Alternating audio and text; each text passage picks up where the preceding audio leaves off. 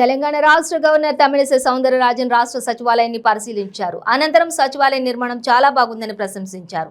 ఇక్కడి ప్రార్థనా మందిరాల ప్రారంభోత్సవానికి ఆమె వచ్చారు. సచివాలయానికి వచ్చిన గవర్నర్ కు సీఎం కేసీఆర్ మహిళా మంత్రులు పుష్పగుచ్చం ఇచ్చి ఘన స్వాగతం పలికారు. గవర్నర్ కు సచివాలయంలోని ఒక్కో అంతస్తును చూపించి వాటి గురించి ముఖ్యమంత్రి వివరించారు.